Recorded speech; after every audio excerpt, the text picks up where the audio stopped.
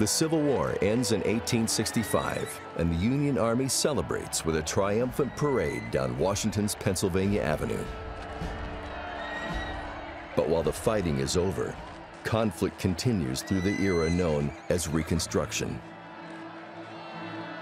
One way of looking at Reconstruction is the struggle between North and South shifts from the battlefield to the political realm. Well, you have 4 million formerly enslaved people. What is their status going to be moving forward?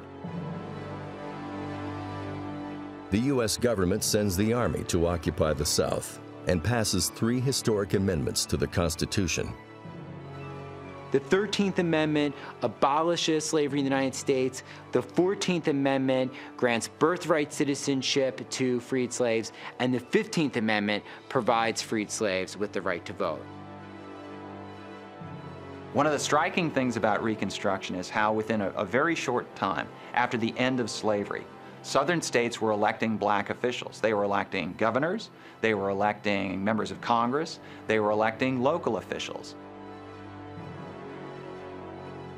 So that creates, in those early years of Reconstruction, 1865 until the early 1870s, a really revolutionary moment in American history, equally as revolutionary in some ways as the original revolution a century earlier.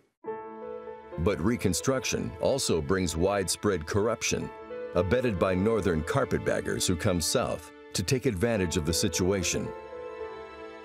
White Southern resentment leads to increased violence, and it is clear that Reconstruction's days are numbered.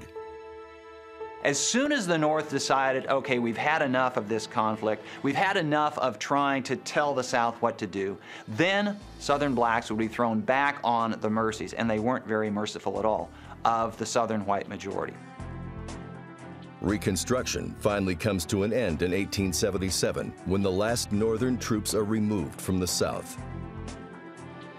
Reconstruction is generally thought to last about 10 years. In some ways, the struggle continued for another 100 years. It wouldn't be until the 1960s, not the 1860s, but the 1960s, that African Americans first really began to enjoy the rights that they were promised under the Constitution at the end of the Civil War.